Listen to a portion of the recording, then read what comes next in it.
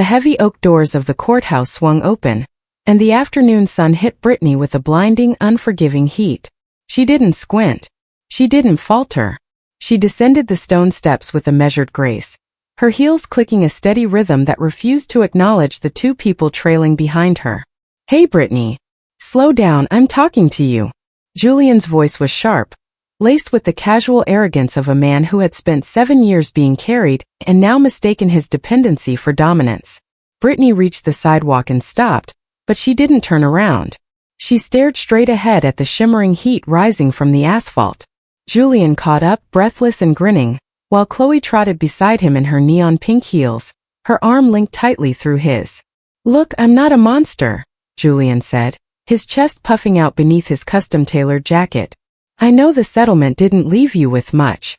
No house, no car, no alimony. I just want to make sure you can actually get where you're going. It's a long walk to whatever cramped apartment you managed to find." Chloe giggled, a sound like glass breaking. Maybe she can find a dress with fewer loose threads at the thrift store on the way. Britney finally shifted her gaze. She looked at Chloe first, the clinical, detached look of a scientist observing a specimen. Then she looked at Julian. She saw the watch she had gifted him for their 5th anniversary, the one she'd spent 3 months researching to ensure it was the perfect movement. She saw the confidence of a man who truly believed he had one. "I don't need your concern, Julian," Britney said. Her voice was low, melodic, and entirely devoid of the anger he was clearly fishing for. Julian's grin faltered for a fraction of a second, stung by her lack of emotion. He reached into his leather wallet, pulled out a crisp $20 bill, and flicked it toward her. The paper fluttered in the air before Britney caught it between 2 fingers, her expression unchanged. "Take it," Julian sneered, regaining his footing. "Take the bus. It's a hot day and frankly you look like you've reached your limit. Consider it a final tip for 7 years of service." Chloe let out a sharp, mocking bark of laughter. "Enjoy the public transit, Britney. We'd offer you a ride in the Bentley, but there's really only room for 2 winners." Britney looked down at the $20 bill. She didn't crumble it. She didn't throw it back. She simply held it. "Is that all?" she asked quietly. "That's all you're worth today," Julian said, turning his back to her to lead Chloe toward the parking lot where his sports car sat gleaming. "Have a nice life, Britney.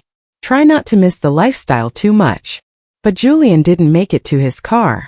The air was suddenly sliced by the sharp rhythmic wail of a siren. From around the corner, a white police motorcycle with flashing blue and red lights roared into view, leaning hard as it rounded the bend.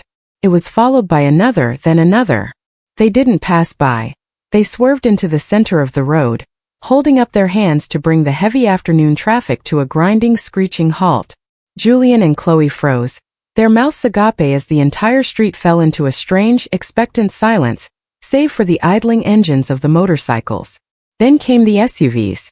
5 identical jet-black luxury vehicles, their windows tinted to a deep, impenetrable midnight, pulled into a flawless line along the curb. They didn't just stop. They claimed the space, boxing in Julian's sports car like a toy. The chrome detailing on the lead vehicle caught the sun, casting a blinding light that seemed to center entirely on Britney. Julian's face went pale, the cocky smirk sliding off his features like melting wax. "What is this? Some kind of state funeral?" The door of the 3rd SUV opened. A man in a charcoal suit and white gloves stepped out. He didn't look at Julian. He didn't look at the gathered crowd of onlookers. He walked directly to Britney, his posture a study in absolute deference. He came to a halt and bowed his head slightly. "The board is waiting, Director Britney," he said, his voice carrying clearly in the hushed street. "Traffic has been cleared for your arrival at the summit." He reached out and took the $20 bill from Britney's fingers. Without a word, he turned and handed it to a stunned Julian, who took it reflexively, his hand trembling. "You dropped this," the driver said coldly. "The director suggests you save it. You'll likely need it for your next month's rent, once the audit on your accounts is finalized this evening." Britney stepped toward the open door. She didn't look back to see Chloe's face, which had turned a shade of pale that clashed violently with her pink dress. She didn't look at Julian, who stood clutching the $20 bill as if it were the only thing left in his world. As she slid into the cool, cream leather interior of the vehicle, a man in a dark suit sat in the shadows of the back seat, holding a crystal flute of chilled water.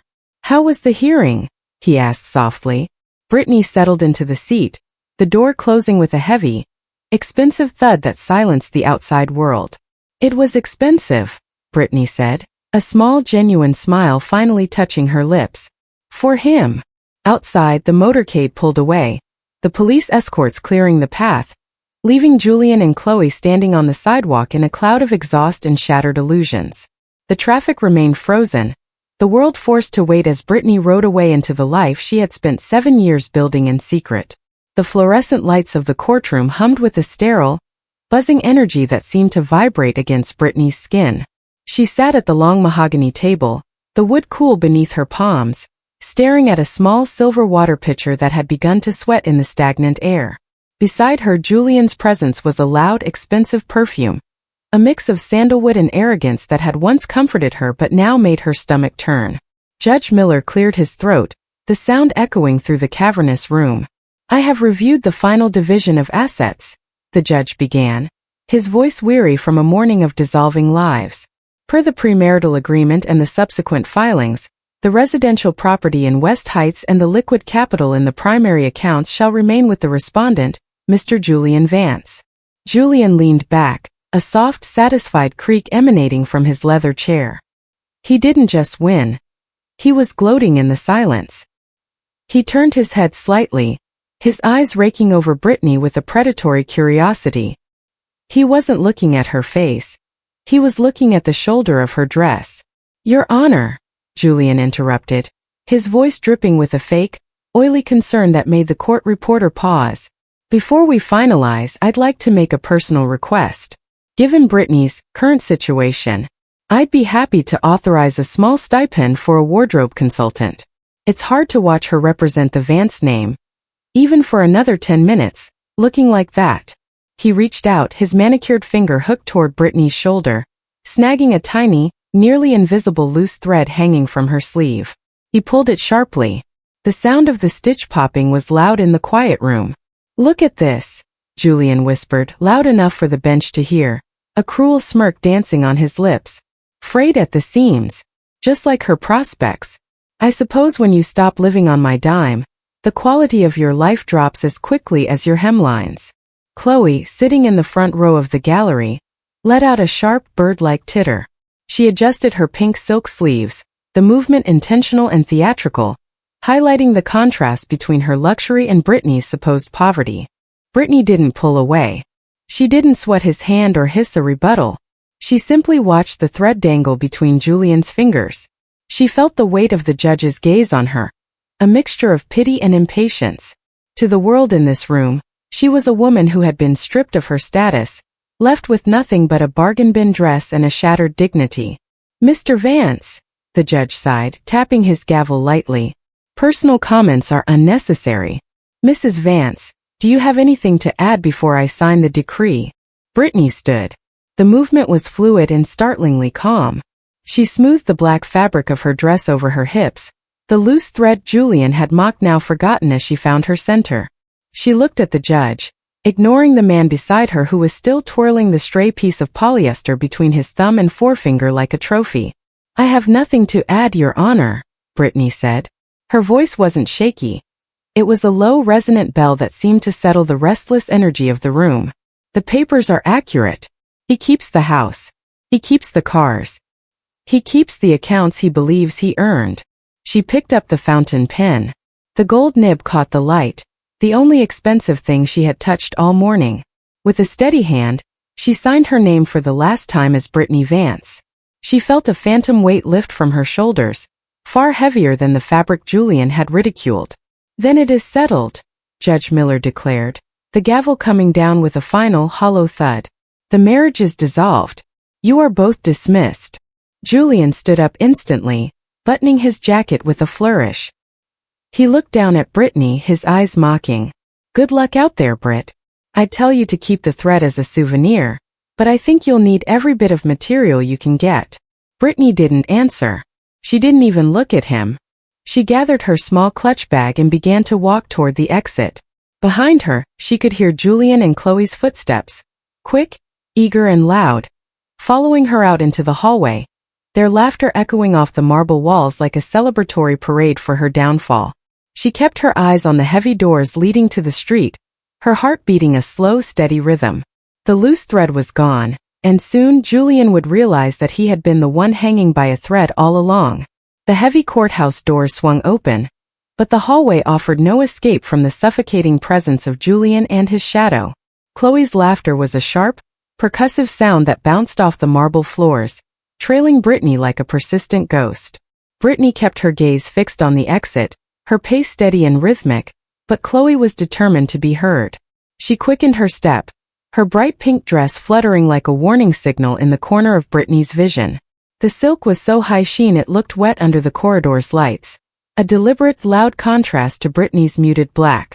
"You know, Julian was so worried about today," Chloe said, her voice pitched high to ensure it carried. She stepped slightly ahead, forcing Britney to either slow down or acknowledge her. "He kept saying he felt bad for leaving you with so little. But then he saw that dress in the light and realized you're exactly where you belong. Some people are just built for the bargain bin, aren't they?" Julian chuckled, a low rumbling sound of agreement. He didn't pull Chloe back. Instead, he placed a hand on the small of her back, a possessive gesture that Britney recognized all too well. It was the same way he used to hold her when he wanted to show the world his latest acquisition. "It's about the upgrade, honey," Chloe continued, tilting her head back to look at Julian with a staged adoration. She lifted her right arm, letting the sleeve of her pink dress slide back to reveal a thick, blindingly bright tennis bracelet.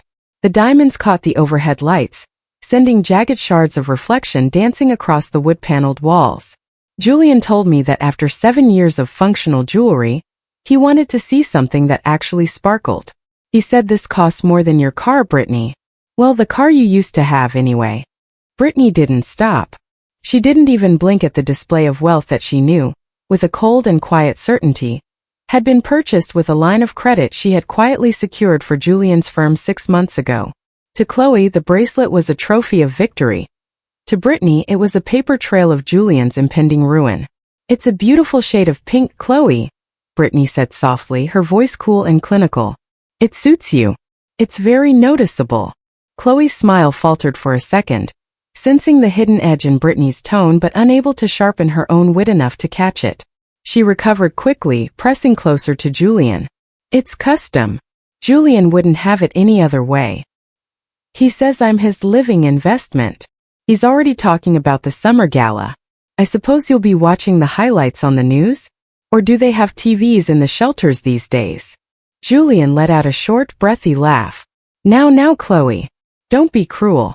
I'm sure Britney will find a way to make ends meet. She's always been very resourceful with scraps." They reached the top of the stone steps leading down to the street. The city hummed below them, a chaotic symphony of yellow cabs and rushing pedestrians. Julian and Chloe stopped at the landing, striking a pose of ultimate triumph. Chloe leaned into him, the pink shadow of her dress falling across Britney's feet. "Enjoy the walk, Britney," Chloe called out as Britney began her descent. "And if you see a bus with a help wanted sign, you should probably take it. I don't think Julian's $20 is going to last you very long in this neighborhood." Britney felt the heat of the afternoon sun on her face, but she felt no shame. She didn't look back at the pink silk or the sparkling diamonds. She simply kept walking, counting the seconds in her head. She knew that in the world of high-stakes shadows, the brightest colors were always the easiest to extinguish. Britney stepped onto the wide, sun-drenched plateau of the courthouse steps, her heels clicking against the granite with a rhythm that felt like a countdown. The city's noise surged upward to meet her, the distant roar of engines, the frantic chirping of crosswalk signals, but it all felt muffled, as if she were moving through deep water. Behind her, Julian's footsteps were heavy and impatient. He wasn't content with the silence of the courtroom. He needed a final public punctuation mark to his victory. Chloe followed close at his hip, her pink silk dress rustling with an agitated, greedy sound. Britney stopped for a second. "We aren't done," Julian called out, his voice projecting with practiced authority. Britney came to a halt 3 steps from the sidewalk. She didn't turn her whole body. She simply paused, her silhouette sharp and dark against the pale stone of the building. She looked over her shoulder, her expression as unreadable as the tinted windows of the skyscrapers surrounding them. Julian caught up, leaning against a stone balustrade as if he owned the entire municipal district. He reached into the inner pocket of his blazer, the one Britney had personally tailored for him last Christmas, and pulled out a slim leather wallet. With a theatrical flick of his wrist, he withdrew a single $20 bill. "I was thinking about your commute," Julian said, his eyes scanning the street with mock concern. "Since I kept the keys to the Bentley and the Range Rover, and since you didn't exactly walk away with a travel budget, I figured I'd help you out. You've always been so proud about earning your keep. Well, here's your final paycheck." He didn't hand the money to her. Instead, he let his fingers go limp, allowing the bill to flutter through the air. It tumbled end over end, a flash of green against the gray stone, before landing on the step just inches from the toe of Britney's black heel. Chloe let out a sharp, jagged laugh, her hand flying to her mouth in a performance of feigned shock. "Oh, Julian, you're too generous. That's more than enough for the bus." She might even be able to afford a stale sandwich at the station while she waits for the night line. Britney looked down at the bill. It lay there, a crumpled piece of paper that Julian intended to be her brand of shame. To any passerby, it was a moment of total degradation. A woman being tipped like a failing waitress at the end of a 7-year shift. "You think this is what I'm worth?" Britney asked quietly. Her voice wasn't thin or trembling. It carried a strange, vibrating weight that made Julian's smirk flicker for the briefest of moments. "I think it's more than you deserve considering you're leaving with the only thing you actually brought into this marriage." "Your ego?" Julian snapped, his frustration bubbling to the surface. He hated that she wasn't crying. He hated that she wasn't kneeling to pick up the money or screaming at him in a way that would prove he was the stable one. Chloe stepped forward, her pink heels clicking dangerously close to Britney's hand. "Pick it up, Britney. Don't be prideful. You don't have a house to go to tonight. That 20 might be the only thing standing between you and the sidewalk." Britney looked up, her gaze locking onto Julian's. For a heartbeat, the power dynamic shifted so violently that Julian took a half step back. He saw something in her eyes that he hadn't noticed in 7 years. A cold, calculating brilliance that suggested she wasn't at the end of a tragedy, but at the start of a takeover. "Keep the change, Julian," Britney said, her voice like velvet over steel. "You're going to need it much more than I will by the time the sun sets." She didn't touch the money. She stepped over the bill with a deliberate, graceful stride, leaving it lying on the cold stone. She descended the final 3 steps to the sidewalk, her head held high, while Julian and Chloe stood above her, their laughter suddenly sounding hollow and thin against the vast, echoing expanse of the city. The sidewalk felt like a stage where the audience was the indifferent rush of the city, and the critics were 2 people who had forgotten who provided the stage to begin with. Britney reached the curb and stopped, her feet planted firmly on the cracked concrete. To her left, the rusted metal pole of the bus stop sign stood like a lonely sentinel, its schedule faded and peeling. She didn't look at it. She didn't check her watch.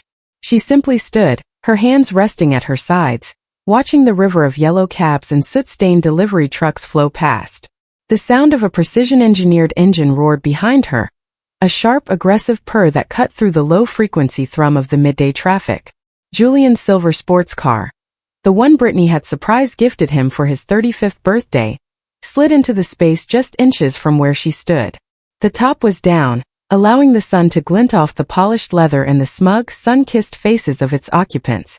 Julian sat in the driver's seat, his hands draped casually over the steering wheel, as if he were posing for a luxury lifestyle magazine. Beside him, Chloe adjusted her oversized sunglasses, the pink silk of her dress billowing slightly in the breeze created by the idling engine. "Still waiting, Britney?" Julian called out, his voice pitched to carry over the idle of the motor. He leaned his head back, looking up at her from the low-slung cockpit. "I checked the app. The downtown line is running 15 minutes late. That's a lot of time to spend standing in the sun in a dress that's already falling apart." Chloe leaned over, resting her chin on Julian's shoulder, a movement that sent a fresh wave of her heavy, cloying perfume toward the curb. "Oh, Julian, look at her. She's actually trying to look dignified. It's almost cute." like a little girl playing dress-up in her mother's funeral clothes. She let out a sharp, tinkling laugh that was quickly drowned out by a passing truck's horn. "Hey, Britney. If the bus doesn't show, maybe you can ask the city to let you sweep the steps for a few extra cents. You already have the outfit for it." Britney didn't turn her head. She kept her eyes fixed on the horizon, where the glass towers of the financial district pierced the hazy blue sky. She felt the heat radiating from the car's exhaust against her legs, but she didn't flinch. She was a statue of obsidian and resolve, a stark contrast to the jittery, mocking energy vibrating from the sports car. "You know," Julian said, his voice dropping to a conspiratorial tone as he tapped his fingers against the door frame. "I almost feel bad. This car handles so well and the AC is blowing ice cold. It's a shame you'll be sweating it out on a plastic seat next to a guy selling loose cigarettes. But hey, choices have consequences, right? You chose to be difficult during the mediation, and now you're choosing the bus." He reached out and revved the engine, the vibration shaking the very ground Britney stood on. Chloe clapped her hands in delight, her diamond bracelet catching the light and throwing a jagged, blinding spark across Britney's stoic face. "Bye-bye, Britney," Chloe chirped, waving a hand with those sharp neon-pink nails. "Try not to get any grease on that lovely custom thread Julian found for you." Julian shifted the car into gear, the tires chirping against the asphalt as he prepared to pull away into the flow of traffic. He looked at her one last time, expecting to see a crack in the armor, a tear, a tremble, a look of longing for the leather seats she had paid for. But he saw nothing. Britney's gaze remained cool and distant, looking right through him as if he were made of glass. "See you in the bread line," Julian sneered, slamming his foot onto the accelerator. The sports car lurched forward, joining the stream of vehicles with a loud, defiant roar. Britney watched the silver trunk disappear into the distance, the vanity plate she had chosen JV1, fading into a blur of exhaust. She stayed exactly where she was, her back straight, her bun perfectly intact. She wasn't waiting for the bus. She was waiting for the world to move, and for the silence that always precedes a storm. The silver sports car was still visible in the distance, a shrinking speck of arrogance weaving through the midday congestion, when the frequency of the city began to shift. It started as a low tectonic hum, a vibration that traveled through the soles of Britney's heels and climbed up her spine. The air, thick with the smell of hot asphalt and Julian's lingering cologne, suddenly felt charged with a different kind of ozone. Then came the sound. It wasn't the frantic, jagged yelp of a standard ambulance or the familiar weary wail of a city patrol car. This was a deep, authoritative howl, a singular, sustained note that commanded the atmosphere. It was the sound of a path being forcibly opened. Britney didn't move. She remained at the curb, her hands loosely clasped, her eyes tracking a point on the horizon that only she seemed to see. A block away, the frantic rhythm of the afternoon traffic stuttered. The sea of yellow taxis and delivery vans, which had just been a chaotic mess of horns and impatient revving, began to part with a mechanical, panicked precision. Drivers craned their necks out of windows, their faces reflecting a mixture of confusion and awe. The first police motorcycle crested the hill, its white fairing gleaming like polished bone under the unforgiving sun. The rider sat tall, a figure of silent, motorized discipline. Blue and red LED strobes sliced through the heat haze, reflecting off the glass towers of the financial district in rhythmic staccato bursts. As the bike roared closer, the rider raised a gloved hand, a gesture of absolute cessation. The sound grew deafening. Two more motorcycles appeared, flanking the first in a perfect arrowhead formation. They didn't pass by the courthouse, they claimed it. With a synchronized lean, the outriders swerved into the center of the intersection, their sirens shifting into a low, rumbling growl that rattled the windows of the very courtroom Britney had just escaped. A few car lengths back, trapped in the sudden gridlock they had created, Julian's silver sports car sat paralyzed. Britney could see him in the side mirror of her mind. His neck craned back, his brow furrowed in annoyance as he realized his victory lap had been cut short by an unscheduled disruption. Beside him, Chloe was pointing, her neon-pink nails a garish blur as she tried to make sense of the high-stakes intrusion. The motorcycles came to a halt directly in front of the bus stop, their engines idling with a heavy rhythmic throb. The lead officer looked toward Britney, a brief, respectful nod visible through the dark tint of his visor. Behind the bikes, the true weight of the arrival made itself known. A line of 5 identical black SUVs, their frames reinforced and their paint so deep it seemed to swallow the sunlight, rounded the corner. They didn't move like ordinary vehicles, they moved like a single predatory organism. The seconds later promised by the day's unfolding destiny had arrived. The air was no longer filled with the mockery of a failed marriage, or the sting of a $20 insult. It was filled with the deafening, undeniable roar of a woman's true life returning to claim her. Britney drew a single deep breath, her gaze never wavering from the lead vehicle as it began to slow, its massive tires coming to rest exactly where the bus should have been. The street, which only moments ago had been a theater for Julian's petty triumph, was suddenly transformed into a fortress of gleaming steel and tinted glass. The 5 black SUVs didn't just pull over. They maneuvered with the strategic precision of a tactical unit, fanning out to occupy every inch of the curb and the surrounding lane. The lead vehicle swerved sharply, its heavy tires mounting the edge of the asphalt to create a physical barrier, while the trailing SUVs angled themselves to cut off the flow of traffic entirely. In the center of this sudden mechanical cage sat Julian's silver sports car. The roar of the motorcade's engines drowned out the frantic honking of distant taxis, creating a vacuum of sound that felt heavy and expectant. Julian, who had been seconds away from a high-speed exit, found himself boxed in. To his front, a wall of reinforced bumpers and police motorcycles. To his left, the stone steps of the courthouse. And to his right, a massive midnight black SUV that had pulled up so close he couldn't have opened his driver's side door even if he tried. Britney remained at the center of it all. A dark, still point in a world of flashing lights and moving shadows. She didn't look back at the sports car, but she didn't have to. She could hear the frantic, high-pitched scratching of Chloe's voice as the pink shadow in Julian's passenger seat began to panic. Julian? Julian, what is happening? Chloe's voice drifted through the air, stripped of its mocking lilt. Why are they stopping? Is there a protest? Tell them to move. We're going to be late for our reservation. Julian didn't answer. He was staring through his windshield, his knuckles white as he gripped the steering wheel of the car Britney had bought him. His eyes were wide, fixed on the lead SUV. He watched as the doors of the vehicles opened in perfect synchronization. Men in dark, tailored suits and earpieces stepped out, their movements fluid and disciplined. They didn't look like police officers. They looked like private security for someone who moved the world's markets.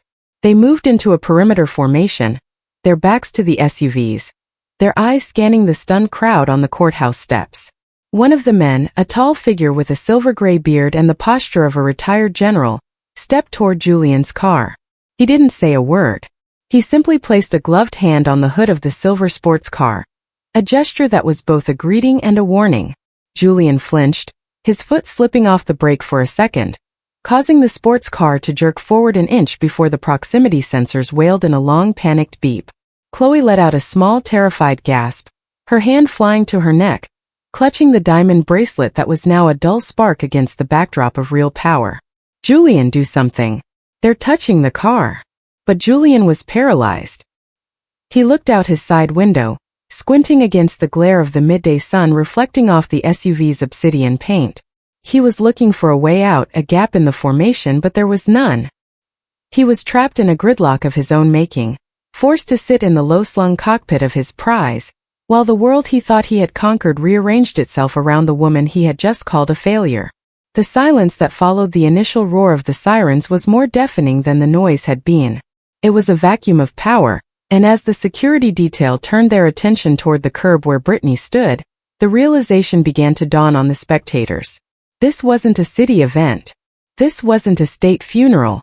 The traffic remained frozen, a long line of cars stretching back for blocks, but no one honked. The city held its breath.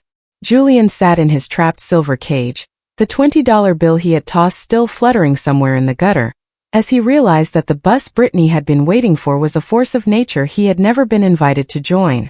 Britney drew a slow, deep breath, the scent of expensive leather and ozone replacing the lingering trail of Julian's cologne, as the final piece of the trap snapped shut.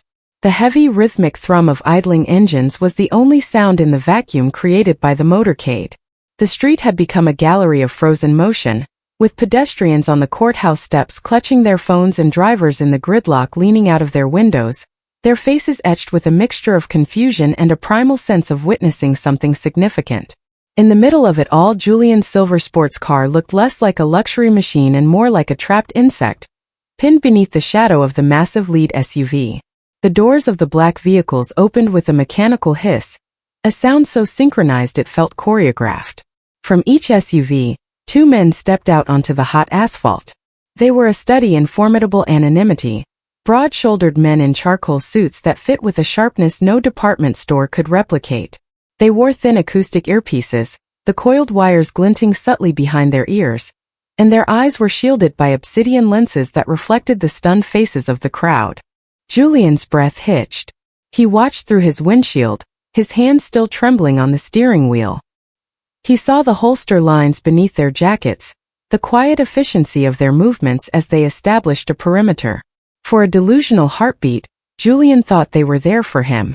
He imagined a high-profile mistake, a legal intervention, or perhaps a security escort he'd accidentally summoned through one of his high-level connections. He actually straightened his tie, his ego struggling to reclaim the narrative even as his heart hammered against his ribs. But the men didn't look at him. The security detail moved with a singular, focused intent. They bypassed the silver sports car as if it were a discarded piece of litter on the road.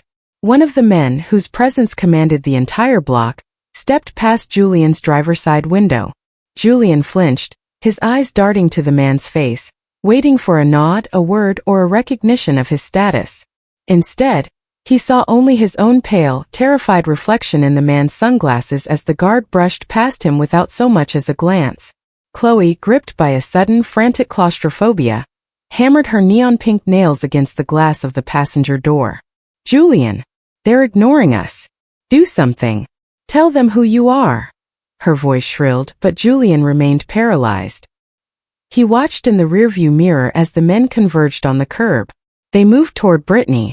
She stood there, a solitary pillar of black against the pale granite of the city, her expression as calm as the eye of a hurricane. As the detail reached her, they didn't slow down to ask questions or verify her identity. They knew. The lead guard, the one who had ignored Julian's existence entirely, came to a halt exactly 3 paces from her. He signaled to the others with a sharp, minute flick of his wrist. In an instant, the 6 armed men formed a protective semicircle around Britney, their backs turned to her to face the world, their posture an impenetrable wall of professional violence and absolute loyalty. The message was clear. The sidewalk was no longer public property. It belonged to her. The lead guard stepped into her inner circle, his hard features softening into a look of profound respect. He bowed his head slightly, a gesture of deference so deep it made the $20 tip Julian had tossed in the gutter look like the pathetic, childish act it was. "The perimeter is secure, ma'am," the guard said, his voice a low, gravelly resonance that cut through the silence. Britney offered a singular, slow nod. She didn't look at the men's weapons or their suits. She looked through the gap in their formation, her eyes finding Julian's through the glass of his trapped car. He looked small. He looked fragile. He looked like a man who had spent 7 years mocking a queen while she allowed him to play in her garden. The security detail didn't just protect her. They elevated her. The cheap dress Julian had mocked now looked like the chosen uniform of a woman who didn't need labels to signal her worth. The high bun was no longer a sign of a tight budget, but the crown of a woman who had finally decided to stop hiding her empire. Julian watched, his mouth hanging open in a silent, jagged gasp, as the men he had hoped would recognize him treated the woman he had just discarded like the most important person on the planet. The power had shifted so completely that the air itself felt different. Heavy with the realization that the divorce wasn't Britney's end. It was Julian's eviction from a world he never truly belonged to. The lead driver, a man whose presence alone seemed to command the very air around the courthouse, stepped forward until he was exactly 2 feet from Britney. He didn't just stand. He stood at attention, his posture a physical manifestation of high-level protocol. He reached out with a gloved hand and gently, almost reverently, took the small leather clutch Britney had been holding. "Welcome back, Director Hartley," he said, his voice a deep, resonant baritone that carried easily across the silent street. The name hit the air like a physical blow. Hartley. It wasn't the name Julian had spent 7 years trying to mold into his own. It was a name that carried the weight of steel mills, shipping lanes, and tech empires. It was a name that appeared on the top of glass skyscrapers and the bottom of billion-dollar checks. Julian, still trapped behind the glass of his sports car, felt a cold chill wash over him that had nothing to do with the air conditioning. He watched frozen as the driver moved to the rear door of the central SUV. With a practiced, fluid motion, the man opened the heavy, reinforced door, shielding Britney from the prying eyes of the gathering crowd. "The board of directors has been convened for the 2 o'clock emergency session, ma'am," the driver continued, his eyes never once straying toward the silver car beside them. "Your father's seat has been prepared. They are expecting your signature on the merger dissolution by the top of the hour." Britney didn't rush. She turned her head slowly, finally allowing her gaze to settle on Julian. For the first time all day, she didn't look at him with the fatigue of a wife or the sadness of a victim. She looked at him with the cold, detached appraisal of a CEO looking at a bad investment that had finally been offloaded. "The Hartley Group," Julian whispered, though no one could hear him. His lips moved against the windshield, his face pale and distorted. He remembered the name now, the silent partner he had tried to secure for years, the elusive conglomerate that had single-handedly kept his firm afloat through anonymous loans and mysterious contracts. He had been looking for the source of his wealth in every boardroom in the city, never realizing he was sleeping next to it every night. Chloe's grip on the door handle tightened until her neon-pink nails looked like they might snap. "Director? What does he mean, director?" she hissed, her voice cracking with a sudden sharp realization. The diamond bracelet on her wrist felt heavy now, like a shackle. She looked at Britney, the woman she had called a bargain bin failure, and saw a figure that could buy and sell the life she was so desperately clinging to 100 times over without checking the balance. Britney adjusted the sleeve of her black dress, the one Julian had claimed was fraying at the seams. In the shadow of the SUV, the fabric didn't look cheap. It looked like custom-spun silk, chosen for its discretion, not its price tag. "Thank you, Elias," Britney said to the driver. Her voice was steady, carrying the effortless authority of someone who had never needed to shout to be heard. "Is the file on Mr. Vance's recent expenditures ready?" "On your tablet in the lounge, director, along with the freeze orders for the secondary accounts." Britney offered a singular ghost of a smile. She looked at Julian one last time, not at the man, but at the $20 bill still lying in the gutter near his tire. "You were right about one thing, Julian," she said, her voice cutting through the hum of the idling motorcade. "Choices do have consequences. And you've just made your last one on my dime." Without another word, she stepped into the darkened interior of the SUV. The driver closed the door with a solid, pressurized thud that signaled the end of the conversation and the end of Julian's world. The security detail moved in a synchronized blur, returning to their vehicles as the sirens began to howl once more, clearing a path for the woman who had finally stepped back into her own name. The sirens shifted from a mournful wail to a sharp, rhythmic pulse as the motorcade prepared to move, but the world outside the tinted windows remained frozen in a state of collective shock. On the courthouse steps, the scattered groups of lawyers and spectators had stopped mid-stride, their conversations dying in their throats.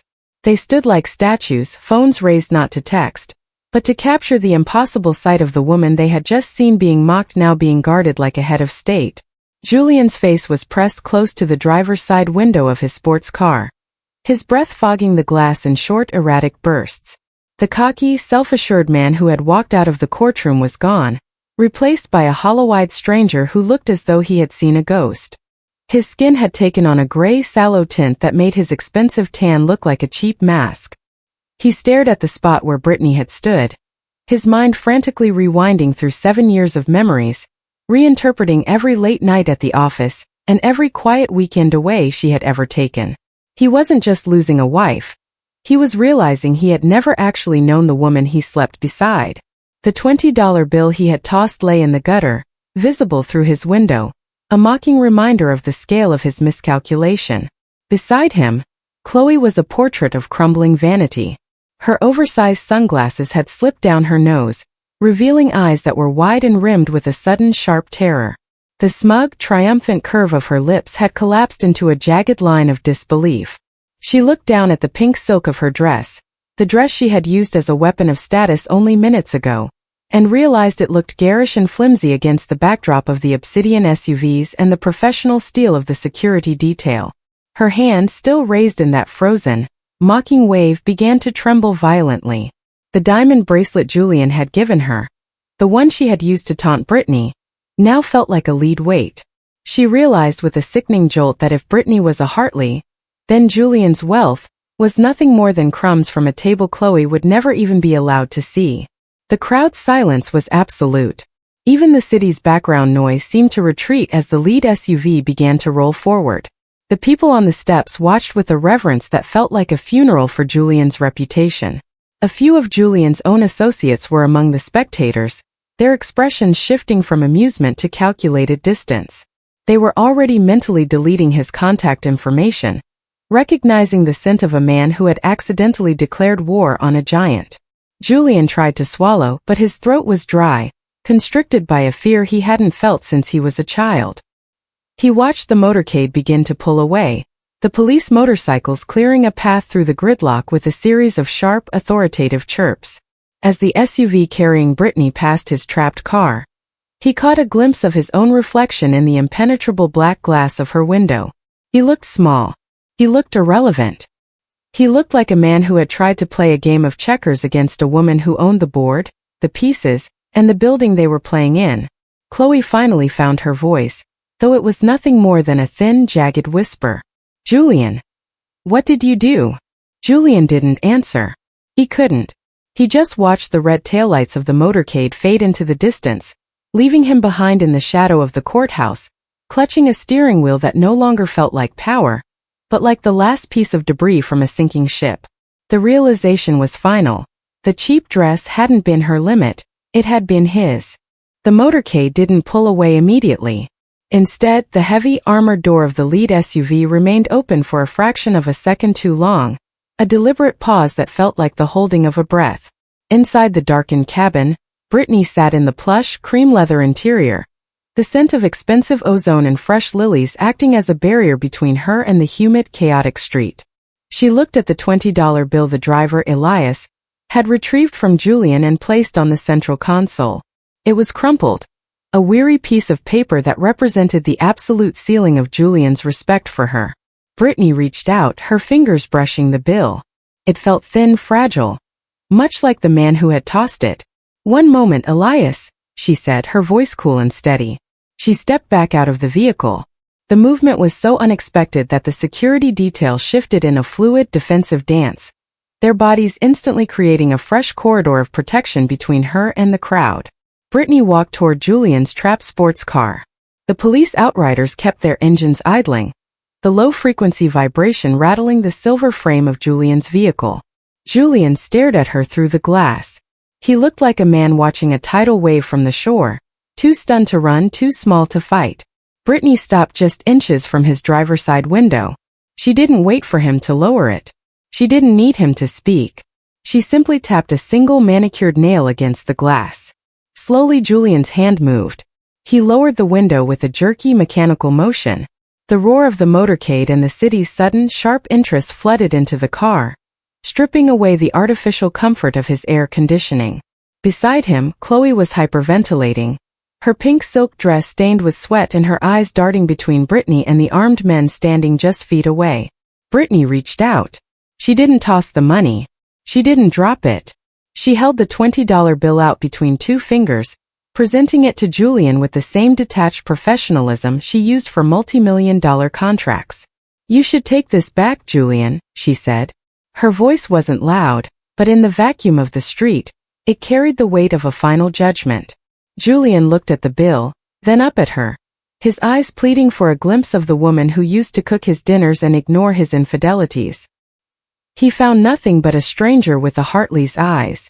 "Britney, I didn't know," he stammered, his voice thin and cracking. "We can talk about this. The settlement, we can redo it. I was just stressed, I didn't mean." "You meant every word," Britney interrupted, her tone clinical. She leaned in slightly, just enough so that only Julian and the trembling Chloe could hear her. "And because you were so concerned about my financial future, I've decided to show the same concern for yours. You'll find that by the time you reach your office, the anonymous credit lines that funded your firm's expansion have been recalled. The West Heights house? It was never in your name, Julian. It belongs to a Hartley holding company. You have until midnight to vacate. Julian's face went from gray to a ghostly, translucent white. You can't do that. That's my life. Britney pressed the $20 bill into his shaking hand, her touch cold and brief. Take it, Julian. You're going to need it. From what my legal team tells me about the audit we're launching into your business expenses, this might be the only $20 you have left that hasn't been frozen. Use it for a phone call to a very good lawyer. You're going to need one much more than I need a bus. She didn't wait for a rebuttal. She didn't look at Chloe, who had begun to sob quietly into her neon pink sleeves. Britney turned her back on them for the final time, walking with a slow, regal stride back to her motorcade. She stepped into the SUV, and this time when the door closed, it stayed closed. The motorcade didn't just drive away. It surged forward as a single, unstoppable unit. The police sirens reached a crescendo, clearing the path with an authority that brooked no argument. Julian sat in his silver car, trapped in the middle of the road, clutching a single crumpled $20 bill as if it were a life raft. He watched the black SUVs disappear into the heart of the city, leaving him behind in a world that had suddenly become very small, very quiet, and very, very expensive. The cold departure was complete, and as the traffic finally began to move again, Julian realized he was the only one left standing still. The tires of Julian's silver sports car screeched as he pulled into the cobblestone driveway of the West Heights estate, the engine ticking with a frantic metallic heat. He didn't wait for the car to fully stop before he threw the door open, nearly stumbling over his own feet.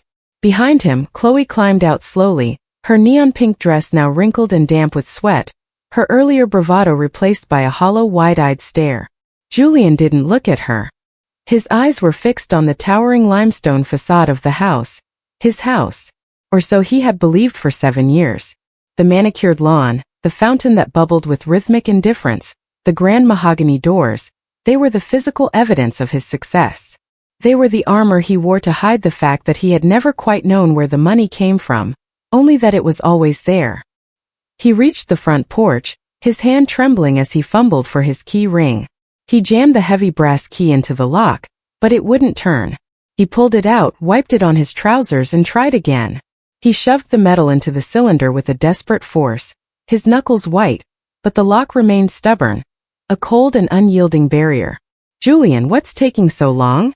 Chloe whimpered from the bottom of the steps, clutching her arms as if the afternoon sun had suddenly turned freezing.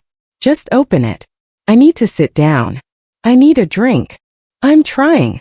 Julian roared, his voice cracking with a high-pitched panic. He began to hammer his fist against the wood, the sound thudding through the empty air. The lock is stuck. It's just the heat. It's stuck. He didn't want to look at the small, discreet digital keypad newly installed just above the handle. He didn't want to acknowledge the sleek high-tech camera lens that was currently tracking his every frantic movement. A soft electronic chirp cut through his shouting. The door didn't open. Instead, a voice crackled through a concealed speaker, a voice Julian recognized instantly from the courthouse sidewalk. It was the calm, gravelly baritone of the lead security guard. Mr. Vance, you are trespassing on property owned by Hartley Global Holdings. Julian froze, his hand still raised to strike the door again. This is my house. I won it in the settlement. The judge signed the papers.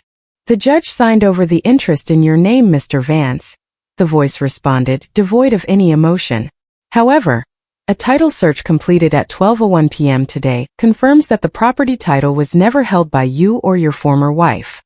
It is held by a trust of which Director Hartley is the sole beneficiary. Your personal effects have been moved to the curb. Any attempt to enter this perimeter will be treated as a criminal offense. Julian spun around, his eyes wild.